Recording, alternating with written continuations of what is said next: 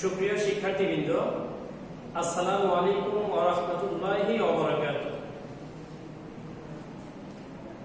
Shimul memorial Nowshad school and কলেজে পঞ্চম শ্রেণীর ইসলাম ও নৈতিক শিক্ষা ক্লাসে সবাইকে স্বাগত। আশা করছি আল্লাহর অশেষ মেহেরবানিতে পরিবারের সবাইকে নিয়ে ভালো আছো। আলহামদুলিল্লাহ, আল্লাহর অশেষ মেহেরবানিতে আমিও ভালো আছি। সুপ্রিয় শিক্ষার্থীবৃন্দ, আজকে আমরা ক্লাস শুরু করতে যাচ্ছি। আজকের এই ক্লাসে তোমাদের সাথে আছি আমি মোহাম্মদ মিজানুর রহমান, সহকারী শিক্ষক, ইসলাম ও নৈতিক শিক্ষা, Shimul memorial Nowshad school and college, Rajshahi. প্রিয় শিক্ষার্থীবৃন্দ, আজকে আমরা আলোচনা করব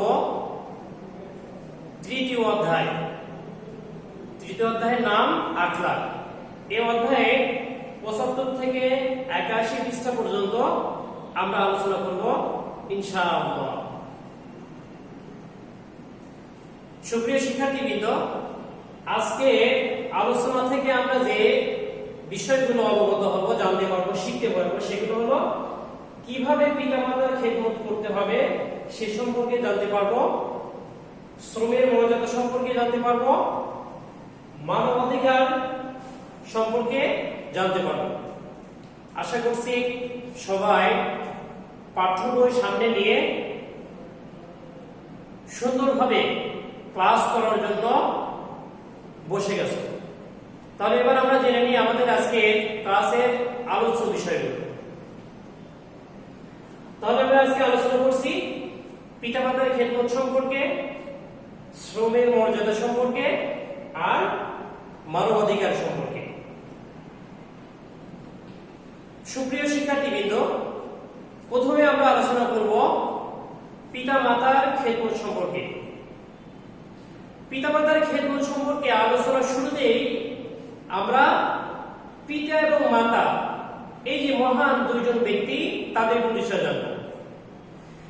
মূলত পিতামাতার যদি পরিচয় আমরা দিতে শুরু করি বা জানতে শুরু করি তাহলে আমাদের জানার শেষ থাকবে না, আমাদের আলোচনারও কি শেষ হবে না। কেননা এই দুইজন ব্যক্তি এমন মহান দুইজন ব্যক্তি যাদের পরিচয় দিয়ে শেষ করার মতো কি সংজ্ঞা এখনো কি পৃথিবীতে তৈরি হয়নি। তবে সংক্ষেপে আমরা জেনে নিই যে পিতামাতা কারা। পিতামাতা হলেন এই পৃথিবীতে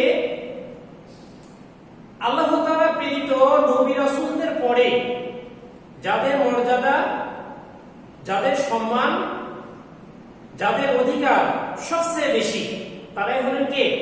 পিতামাতা। এই পিতামাতা হলেন আমাদের সবচেয়ে আপনজন, সবচেয়ে বেশি শুভাকাঙ্ক্ষী, সবচেয়ে বেশি দরদের মানুষ, সবচেয়ে বেশি মর্যাদা সম্পন্ন গুরুজন। আর আজকে আমরা এই গুরুজন, সবচেয়ে মর্যাদা সম্পন্ন মানুষ, সবচেয়ে আপনজন, এই পিতামাতার খেদমত দিয়ে কি আজকে আমরা আলোচনা করব। আলোচনার শুরুতেই আমরা পবিত্র কোরআনুল কারীমে একটি আয়াতের অর্থ জেনে নিই। মহান আল্লাহ তাআলা পিতামাতার খেদমত সম্পর্কে বলছেন, ইম্মা ইয়াবলুগান্না ইনদাকাল কিবার আহাদুহুমা আও কিলাহুমা ফালা তাকুল লাহুমা উফফিন ওয়া লা তানহারহুমা ওয়া কুল লাহুমা কওলান কারীমা। আল্লাহ তাআলা পিতামাতার খেদমত সম্পর্কে বলছেন, ইম্মা ইয়াবলুগান্না ইনদাকাল কিবার, বলছেন যে সন্তানদের জীবদ্দশায়, অর্থাৎ সন্তানরা জীবিত থাকা অবস্থায়, আহাদুহুমা আও কিলাহুমা, পিতা অথবা মাতা অথবা উভয়জন, ইম্মা ইয়াবলুগান্না ইনদাকাল কিবার আহাদুহুমা আও কিলাহুমা, অর্থাৎ সন্তানের জীবিত থাকা অবস্থায় পিতা অথবা মাতা অথবা পিতামাতা উভয়ে যদি বার্ধক্যে উপনীত হয়, বৃদ্ধ হয়ে যায়, যদি দুর্বল হয়ে পড়ে, তখন সন্তানের করণীয় কি? ফালা তাকুল লাহুমা, আল্লাহ তাআলা বলছেন যে তোমরা বলিও না, এমন ধরনের কোনো শব্দ ব্যবহার করিও না, এমন ধরনের কোনো কথা বলিও না, উফ। যদিও সেটা কি উহ শব্দটিও কি হয়ে থাকে তাহলে আল্লাহ তাআলা বলেছেন যে পিতামাতার কোনো কাজে বিরক্ত হয়ে তোমরা উফ শব্দটিও কি ব্যবহার করতে পারবে না। ওয়ালা তানহারহুমা, আর কখনো কি করবে না, ধমক দিবে না। অর্থাৎ উচ্চ স্বরে কোনো ধমক দেওয়া, কোনো কথা বলা, এটা কি বলা যাবে না। ওয়াকুল লাহুমা কাওলান কারীমা, এবং পিতামাতার সাথে কি করতে হবে, সম্মানের সাথে উত্তম ভাষা যত আছে সবচেয়ে উত্তম ভাষা ব্যবহার করতে হবে পিতামাতার সাথে। তাহলে আল্লাহ তাআলার এই বাণী থেকে, এই কথা থেকে আমরা শিক্ষা নিতে পারি যে পিতামাতা যদি আমাদের জীবদ্দশায়, আমরা জীবিত থাকা অবস্থায় পিতা অথবা মাতা যদি বার্ধক্যে উপনীত হয়, অসুস্থ হয়, দুর্বল হয়ে পড়ে, তাহলে তাদের সাথে উফ শব্দটিও ব্যবহার করব না, তাদেরকে ধমক দেব না, বরং তাদের সাথে উত্তম কথা বলব। তাহলে যদি আমরা আল্লাহ তাআলার এই কথাটিকে মেনে নিই, মানতে পারি, তাহলে কি অবশ্যই আমাদের প্রত্যেকটি কাজে কি হবে, পিতামাতার খেদমত হিসাবে গণ্য হবে। আল্লাহ তাআলা আরেকটি আয়াতে বলেন যে ওয়াবিল ওয়ালিদাইনি ইহসানা, সন্তানরা পিতামাতার সাথে কেমন ব্যবহার করবে এই সম্পর্কে আল্লাহ তাআলা বলেন যে ওয়াবিল ওয়ালিদাইনি ইহসানা, তোমরা পিতামাতার সাথে সদ্ব্যবহার করো। তোমরা পিতামাতার সাথে কি করো, সদ্ব্যবহার করো। তোমাদের প্রশ্ন হয়ে থাকে যে পিতামাতার সাথে ব্যবহার সম্পর্কে আল্লাহ তাআলা কি বলেছেন, তাহলে সেই ক্ষেত্রে আমরা কোন বাক্যটি লিখব? আল্লাহ তাআলা বলেছেন তোমরা পিতামাতার সাথে সদ্ব্যবহার করো। তাহলে অবশ্যই কি আমরা পিতামাতার সাথে সদ্ব্যবহার করব। এখন আসি আমরা পিতামাতার সাথে সদ্ব্যবহার সম্পর্কে মহানবী সাল্লাল্লাহু আলাইহি ওয়াসাল্লাম কি বলেছেন। মহানবী সাল্লাল্লাহু আলাইহি ওয়াসাল্লাম বলেছেন আল জান্নাতু তাহতা আকদামিল উম্মাহাত, অর্থাৎ পিতামাতা তথা মায়ের পদতলে সন্তানের বেহেশত। তাহলে মায়ের পদতলে যদি সন্তানের বেহেশত হয়ে থাকে, তাহলে খেদমত ছাড়া, সেবা যত্ন ছাড়া কোন সন্তান কি সেই বেহেশত বা জান্নাতটি পেতে পারে? কখনোই নয়। অবশ্যই কি করতে হবে, পিতামাতার সেবা করতে হবে, খেদমত করতে হবে। রাসূল সাল্লাল্লাহু আলাইহি ওয়াসাল্লাম পিতার খেদমত সম্পর্কে বলেছেন যে পিতার সন্তুষ্টিতে আল্লাহর সন্তুষ্টি, আর পিতার অসন্তুষ্টিতে আল্লাহ তাআলার অসন্তুষ্টি। রাসূল মায়ের কথা বললেন যে মায়ের পদতলে সন্তানের বেহেশত, আবার আরেকটি হাদিসের মধ্যে এসে বলছেন যে পিতার সন্তুষ্টিতে আল্লাহর সন্তুষ্টি, আর পিতার অসন্তুষ্টিতে কি আল্লাহর অসন্তুষ্টি। তাহলে প্রথমে আমরা জানলাম পিতামাতার সাথে সদ্ব্যবহার সম্পর্কে আল্লাহর নির্দেশ। আবার এই সদ্ব্যবহার যদি কোনো ব্যক্তি না করে, তাহলে আল্লাহর সন্তুষ্ট হবে না, রাসূলের সন্তুষ্ট হবে না, আর চিরস্থায়ী যে শান্তির জায়গা জান্নাত, এই জান্নাতও পাওয়া সম্ভব হবে না। বিধায় আমাদেরকে অবশ্যই কি করতে হবে, পিতামাতার খেদমত করতে হবে। এই পিতামাতার খেদমত থেকে তোমাদের দুইটি প্রশ্ন খুবই গুরুত্বপূর্ণ। এক নম্বর, তুমি কিভাবে পিতামাতার খেদমত করবে, তা 4টি বাক্যে বা 5টি বাক্যে লিখো। 2 নম্বর, আমরা পিতামাতার খেদমত করব কেন, অথবা তুমি পিতামাতার খেদমত করবে কেন, এই সম্পর্কে 5টি বাক্যে লিখো। তাহলে অবশ্যই কি করতে হবে, সুন্দর করে এই প্রশ্ন দুটো ভাষায় অধ্যয়ন করতে হবে, চর্চা করতে হবে, লিখতে হবে। আমি একটি প্রশ্ন আলোচনা করি যে তুমি পিতামাতার খেদমত করবে কিভাবে, বা তুমি কিভাবে পিতামাতার খেদমত করবে। আমরা পিতামাতার আদেশ নিষেধ পালনের মাধ্যমে পিতামাতার খেদমত করতে পারি। পিতামাতা অসুস্থ হলে তাদের সেবা যত্নের মাধ্যমে তাদের খেদমত করতে পারি। পিতামাতা যে সমস্ত নির্দেশনা দান করে সেগুলো পালনের মাধ্যমে পিতামাতার খেদমত করতে পারি। পিতামাতা সন্তুষ্ট হয় এমন কাজগুলো করার মাধ্যমে পিতামাতার খেদমত করতে পারি। এভাবে আমরা কি সুন্দর করে 5টি 6টি বাক্য কি করব, ভাষায় লিখব, মুখস্থ করব। প্রিয় শিক্ষার্থীবৃন্দ, তাহলে আমরা পিতামাতার খেদমত সম্পর্কে জানলাম। এখন আমরা জানবো যে এই যে আমরা পিতামাতার খেদমত নিয়ে যে আমরা আলোচনা করছি, পিতামাতার খেদমতের আরেকটি মাধ্যম হলো পিতামাতার জন্য দোয়া করা। তারা জীবিত অবস্থায় থাকতেও কি তাদের জন্য দোয়া করতে হবে, আর তারা মৃত অর্থাৎ তারা পৃথিবী থেকে বিদায় নিলেও তাদের জন্য কি করতে হবে? দোয়া করতে হবে। এই দোয়া করাটাও কি পিতামাতার অন্যতম একটা গুরুত্বপূর্ণ খেদমত। আর আল্লাহ তাআলা শিখিয়ে দিয়েছেন যে কি বলে আমরা দোয়া করব। আল্লাহ তাআলা শিখিয়ে দিয়েছেন যে যখন কোনো সন্তান পিতামাতার জন্য দোয়া করতে চাইবে অবশ্যই সেজন্য কি করে? এই বলে, এই আয়াতটি বলে, এই বাক্যটি বলে দোয়া করে। সেটি কি? রব্বিরহামহুমা কামা রব্বায়ানি সগীরা। তোমরা অবশ্যই অর্থটি জানো। অর্থটি হলো এরূপ যে হে আমাদের প্রতিপালক, পিতামাতা আমাদেরকে শৈশবে যেমন স্নেহ যত্নে লালন পালন করেছেন, ঠিক তেমনি আপনিও তাদের প্রতি কি দয়া করুন। তাহলে যদি কোনো পিতামাতা মারা যায় আর এভাবে আল্লাহ তাআলার নিকটে দুই হাত তুলে যদি দোয়া করা হয়, অবশ্যই কি আল্লাহ তাআলা সন্তানের এই দোয়া কি ফিরিয়ে দিবেন না। এজন্য অবশ্যই কি আমরা কি করব? পিতামাতা জীবিত থাকলে তাদের সুস্থতার জন্য, তাদের নেক হায়াতের জন্য দোয়া করব, আর মৃত্যুবরণ করলে তাদের জন্য কি পরকালের জন্য আল্লাহ তাআলা শৈশবে আমাদেরকে যেমন পিতামাতা লালন পালন করেছেন, ঠিক তেমনি পরকালীন জীবনেও যেন আল্লাহ তাদের প্রতি তেমনি সেবা যত্ন করেন, তাদেরকে সুযোগ সুবিধা দেন, তাদের প্রতি অনুগ্রহ প্রদর্শন করেন। এজন্য আমরাও কি করব? আল্লাহ তাআলার প্রতি প্রার্থনা করব।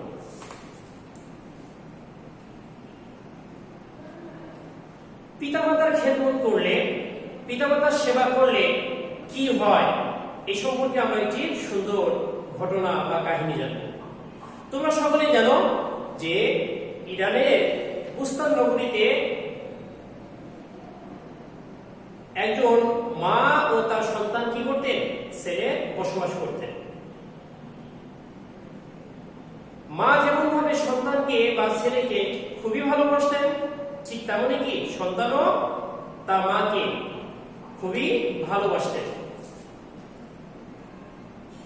একদিন রাত্রিবেলা তার আম্মা অসুস্থ থাকার কারণে তার ছেলের নিকটে পানি চায়। তখন সেই ছেলেটি পানির জন্য আশপাশে কি খোঁজ করতে থাকলেন, কিন্তু কোথাও কোনো পানি পেলেন না। অবশেষে মাকে পানি দেওয়ার জন্য সে নদীতে পানি আনতে গেল। নদী থেকে পানি আনার পর সন্তান বা ছেলেটি দেখলেন যে তার আম্মা কি আবার ঘুমিয়ে পড়েছে।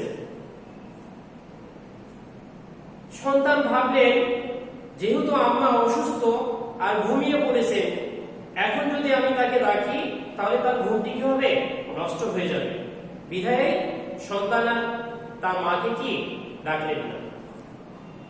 রাত্রি ছিল প্রচন্ড শীতে, কনকনে শীত পড়ছে, কিন্তু তারপরও সন্তান পানির পেয়ারা নিয়ে, পানির পাত্র নিয়ে, গ্লাস নিয়ে মায়ের শিওরে দাঁড়িয়ে থাকলেন। শীতের রাত্রি হওয়ার কারণে পানির পেয়ালা হাতে নিয়ে দাঁড়িয়েছেন বিধায় শীতে তার হাত থরথর করে কাঁপছিল। রাত্রি শেষে যখন আম্মা ঘুম ভেঙে গেল, তখন দেখতে পেল তার শিওরে তার সন্তান পানির পেয়ালা নিয়ে দাঁড়িয়ে আছে আর থরথর করে কি কাঁপছে। সন্তানকে এমন অবস্থায় দেখে তার মা খুবই আনন্দিত হল এবং মহান আল্লাহ তাআলার দরবারে তার সন্তানের জন্য কি করলেন? প্রাণ ভরে দোয়া করলেন। আর মায়ের দোয়ার কারণে সেই সন্তানটি কি হলো? জগৎ বিখ্যাত, বিশ্ববিখ্যাত একজন ওলি হিসেবে খ্যাতি লাভ করেছিল। আর সেই ব্যক্তির নাম হলো হযরত বায়েজিদ বুস্তামি রাহমাতুল্লাহি আলাইহি। তাহলে প্রিয় শিক্ষার্থীবৃন্দ, আমরা এই ঘটনা থেকে কি শিক্ষা নিতে পারি? যে পিতামাতা অসুস্থ হলে, তারা দুর্বল হয়ে গেলে, তারা কোনো সমস্যায় পড়লে আমরা যদি তাদের খেদমত করি, প্রথমত আমাদের যে দায়িত্ব সেটা পালন করা হবে। দ্বিতীয়ত পিতামাতা যে আমাদের জন্য দোয়া করবেন, এই দোয়াই আমাদের ভবিষ্যৎ জীবনে সফলতার অন্যতম একটা কি কারণ হয়ে দাঁড়াবে। এজন্য অবশ্যই আমরা কি করব? পিতামাতার খেদমত করব। কখনো পিতামাতাকে আমরা কি করব না? অবহেলা করব না। সুপ্রিয় শিক্ষার্থীবৃন্দ, এরপরে আমরা আলোচনা করব শ্রমের মর্যাদা সম্পর্কে। আমরা সবাই জানি শ্রম শব্দের শাব্দিক অর্থ চেষ্টা, খাটুনি, পরিশ্রম ইত্যাদি। এই যে শ্রম, এই শ্রম পৃথিবীতে যত মানুষ এসেছেন প্রত্যেক মানুষ কি শ্রমের সাথে জড়িত ছিলেন। নবী রাসূলগণ জড়িত ছিলেন। বর্তমান সমাজে যারা সবচেয়ে বড় বড় চাকরি করেন তারাও শ্রমের সাথে জড়িত, তারাও শ্রম প্রয়োগ করেন, শ্রম বিনিময় করেন। যারা অশিক্ষিত তারাও কি শ্রম বিনিময় করেন। এজন্য ইসলামে শ্রমের মর্যাদা অত্যধিক। ইসলাম শ্রমজীবীকে পছন্দ করেন, আর শ্রমজীবীকে পছন্দ করার কারণে ইসলাম বলেছেন যে শ্রমজীবীর হাতই হলো সর্বোত্তম হাত, আর শ্রমের উপার্জনে কি সর্বোত্তম উপার্জন। সুপ্রিয় শিক্ষার্থীবৃন্দ, তাহলে আমরা শ্রমের পরিচয় সম্পর্কে জানলাম। এখন আমরা জানি যে ইসলামে শ্রমের মর্যাদা কতটুকু। মহানবী সাল্লাল্লাহু আলাইহি ওয়াসাল্লাম শ্রমের মর্যাদা দিতে গিয়ে তিনি হাদিস শরীফের মধ্যে বলছেন, উতুল আজীর আজরাহু ক্বাবলা আন ইয়াদুফা আউকুহু, অর্থাৎ শ্রমিকের ঘাম শুকানোর পূর্বে তার পারিশ্রমিক দিয়ে দাও। ইসলাম শ্রমিকদের মর্যাদা এভাবে কি প্রতিষ্ঠিত করেছে।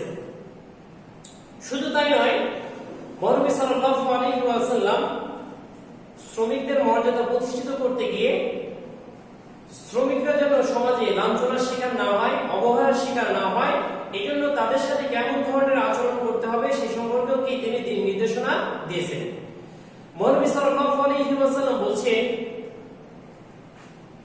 যারা তোমাদের পরিবারে কাজ করে তারা তোমাদের ভাই, তোমরা যা খাবে তাদেরকেও তাই খেতে দেবে, তোমরা যা পরিধান করবে তাদেরকেও তাই পরিধান করতে দিবে, আর তাদের সাথে সদ্ব্যবহার করবে, তাদেরকে অতিরিক্ত বোঝা চাপিয়ে দেবে না।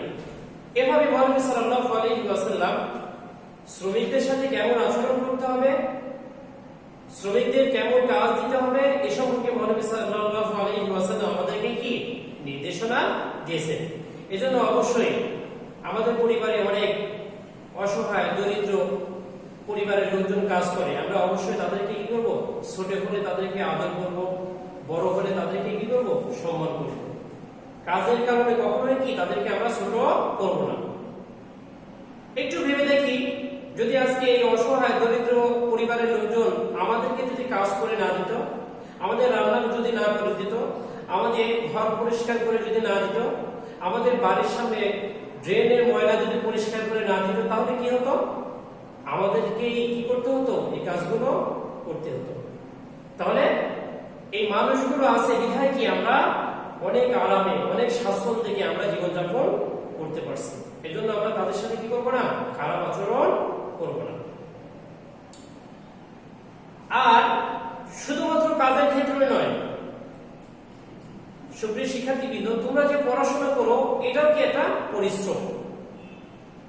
একজন শ্রমিক যেমন পরিশ্রম করলে দিন শেষে সে টাকা পায়, অনুরূপ ভাবে তোমরা শিক্ষার্থী, তোমরা যদি সঠিকভাবে পড়াশোনা করো তোমাদেরও এই শ্রমের বিনিময় কি হবে, সুন্দর একটি ফলাফল, রেজাল্ট। আর যদি চেষ্টা করো সেক্ষেত্রে সম্ভব হবে, আর যদি পরিশ্রম চেষ্টা যদি না করো তাহলে সম্ভব হবে না।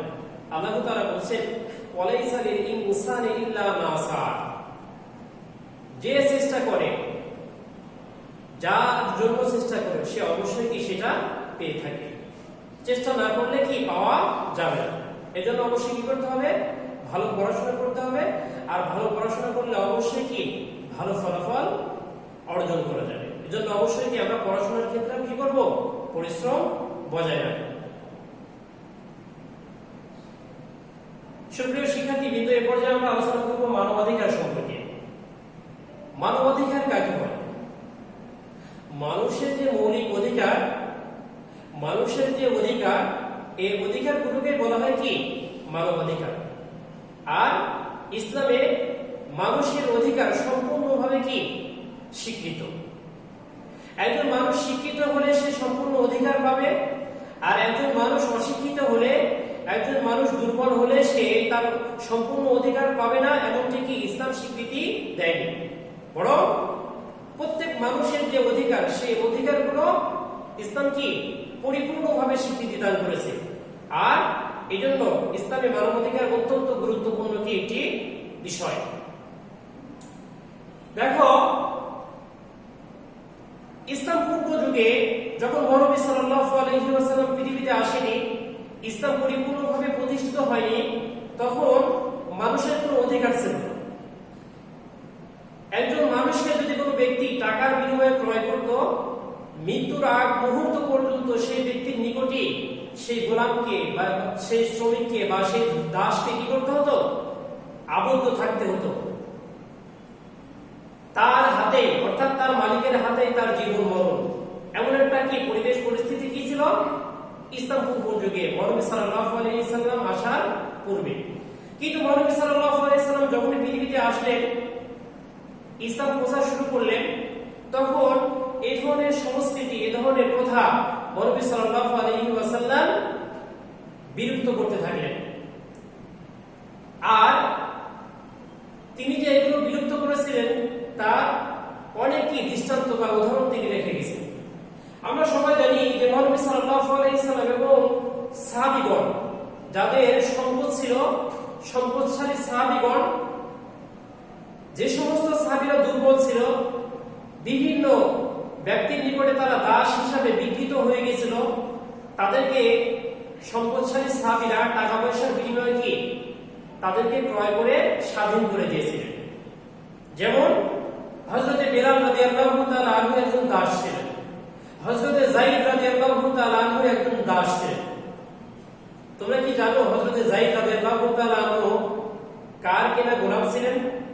হযরত যায়েদ রাদিয়াল্লাহু তাআলা আনহু হযরত খাদিজা রাদিয়াল্লাহু তাআলা আনহার কেনা গোলাম ছিলেন। তো এমনই ভাবে হযরতে বেলাল, হযরতে যায়েদ রাদিয়াল্লাহু তাআলা আনহু সহ অসংখ্য দাসদেরকে সম্পদশালী মুসলমানরা ক্রয় করে তাদেরকে স্বাধীন করে দিয়েছিল। কেননা একজন দাস যখন দাসত্বের বেষ্টনীতে আবদ্ধ থাকে, তখন তার ব্যক্তিগত কোনো অধিকার সে প্রতিষ্ঠিত করতে পারে না, অর্জন করতে পারে না।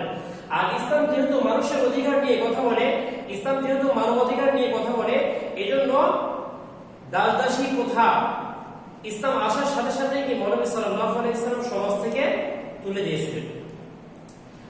নবী সাল্লাল্লাহু আলাইহি ওয়াসাল্লাম যে দাস প্রথাকে অপছন্দ করতেন, নবী সাল্লাল্লাহু আলাইহি ওয়াসাল্লাম যে মানুষের অধিকার প্রতিষ্ঠিত করেছেন, তা আমরা কি অনেক দৃষ্টান্ত দেখতে পাই।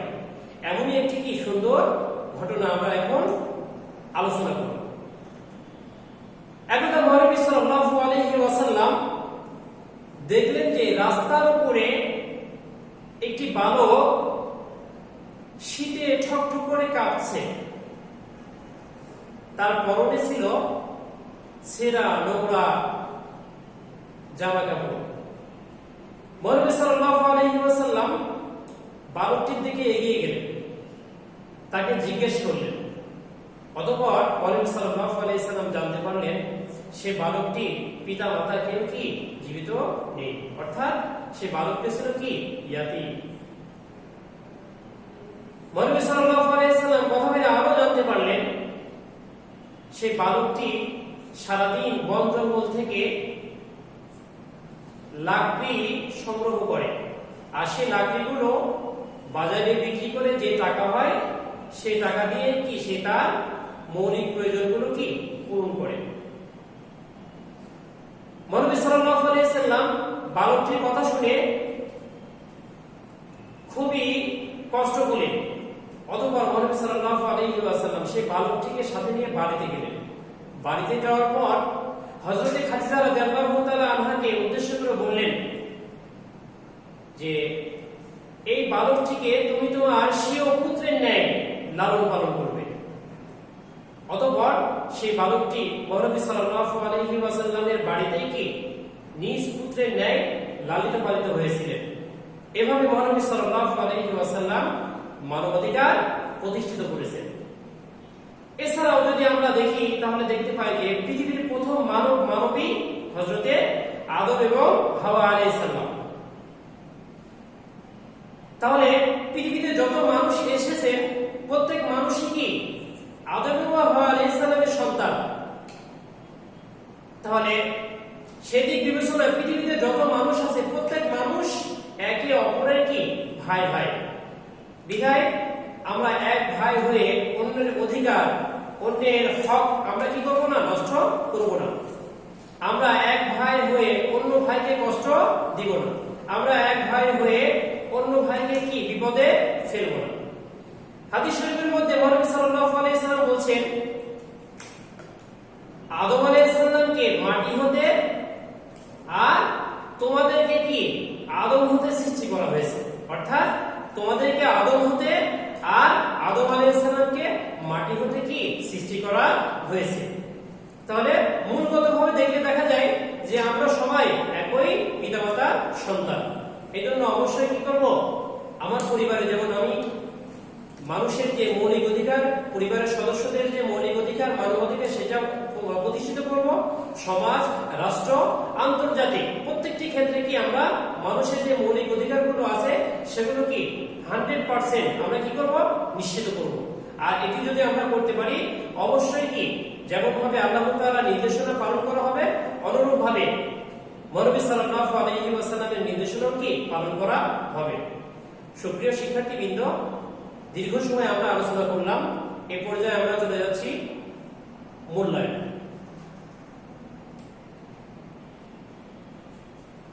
ক নম্বর প্রশ্নে তোমাদের কাছে জানতে চাওয়া হয়েছে আমরা পিতামাতার জন্য কি বলে দোয়া করব। আমি শুরুতেই বলেছি যে পিতামাতার অন্যতম একটি হক হলো কি তাদের জন্য দোয়া করা। সেটি হলো রব্বির হামহুমা কামা রাব্বায়ানি সগীরা। খ নম্বর পিতামাতার সাথে ব্যবহার সম্পর্কে আল্লাহ কি বলেছেন। আল্লাহ বলেছেন যে ওয়াবিল ওয়ালিদাইনি ইহসানা, অর্থাৎ তোমরা পিতামাতার সাথে কি ভালো ব্যবহার করো। গ নম্বর পৃথিবীর সকল মানুষের আদি পিতা এবং মাতা কে, হযরতে আদম এবং হাওয়া আলাইহিস সালাম। ঘ নম্বর কোনটি সাফল্যের চাবিকাঠি। সাফল্যের চাবিকাঠি হলো কি পরিশ্রম বা শ্রম।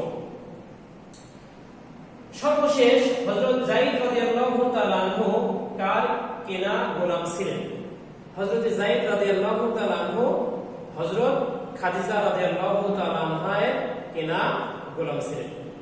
সুপ্রিয় শিক্ষার্থীবৃন্দ, আজকে এই আলোচনার উপরে সামনের দিনকে টপ প্লেস হবে। তোমাদের টপ প্লেসের জন্য পড়া থাকবে বড় প্রশ্ন অর্থাৎ অনুশীলনী 8, 9 এবং আমি যে আলোচনা করলাম এই আলোচনার ভিতর থেকে ছোট প্রশ্ন কি আলোচনার ভিতর থেকে প্রশ্নগুলো করা হবে। সুপ্রিয় শিক্ষার্থীবৃন্দ, আশা করছি আল্লাহর অশেষ মেহেরবানিতে সুস্থ থাকবে, ভালো থাকবে, সুন্দর থাকবে। ওয়া আখিরু দাওয়ানা আলহামদুলিল্লাহি রাব্বিল আলামিন। আসসালামু আলাইকুম ওয়া রাহমাতুল্লাহি ওয়া বারাকাতুহু।